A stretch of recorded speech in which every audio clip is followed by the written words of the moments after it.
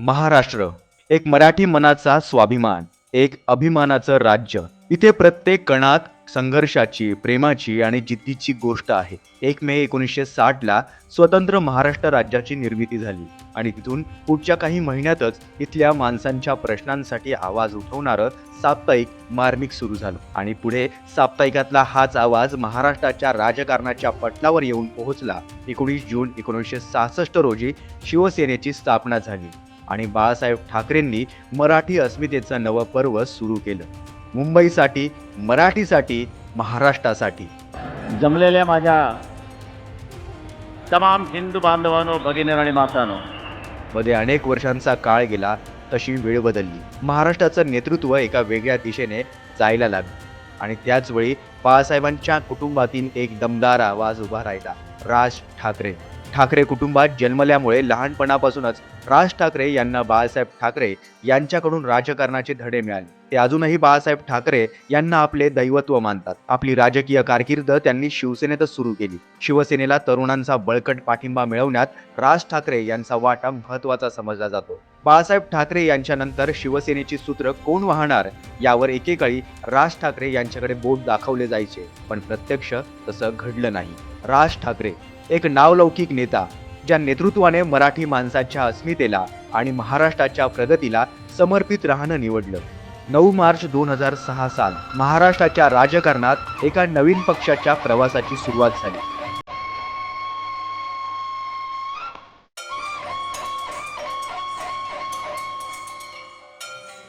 एक स्वप्न, एक ध्येय आणि एक नवी जिद्द घेऊन राज ठाकरे यांनी शिवाजी पार्कवर महाराष्ट्र नवनिर्माण सेनेची स्थापना केली. आज या क्षणाला महाराष्ट्राला स्वतःला अर्पण करत आहे. स्वप्न होतं महाराष्ट्राचं नंदनवन घडवण्याचं, पण महाराष्ट्राच्या आणि मराठी माणसाच्या प्रेमासाठी लढताना राज ठाकरे यांना कायमच संघर्षाचा सामना करावा लागला. मनसेच्या स्थापनेपासून आजपर्यंत त्यांच्या पक्षाचा झेंडा विधानसभेत फडकला नाही असं नाही, पण त्यांची ताकद दिवसेंदिवस कमी आणि कमीच होत चालली आहे. पण असं असलं तरी त्यांच्या विचारांनी महाराष्ट्राच्या भविष्याची ज्योत ही सतत तेवत ठेवली आहे. आज 2025 मध्ये उभं राहून आपण मागे पाहतो तेव्हा एका गोष्टीचं आश्चर्य वाटतं. राज ठाकरे यांचं नेतृत्व, त्यांची मराठीसाठी असलेली असामान्य तळमळ आणि महाराष्ट्रासाठी उभं राहण्याची जिद्द. तरीही आज त्यांच्या पक्षाला विधानसभेत एकही आमदार का नाही? त्यांच्या प्रत्येक भाषणात महाराष्ट्राचा विकास असतो, प्रत्येक शब्दात मराठी माणसाचा अभिमान असतो. महाराष्ट्राच्या समस्यांवर भाष्य करताना शिक्षण, रोजगार, औद्योगिक विकास, मराठी माणसाचं अस्तित्व यावर त्यांच्या भाषणांनी लोकांना एक नवी दिशा दिली आहे. पण दुर्दैवानं त्यांच्या या जाज्वल्य प्रेमाला राजकीय यशाचं तोरण मिळालं नाही आणि तोच प्रश्न पुन्हा उभा राहतो. का महाराष्ट्राच्या मनात घर करायचं त्यांचं स्वप्न अधुरं आहे?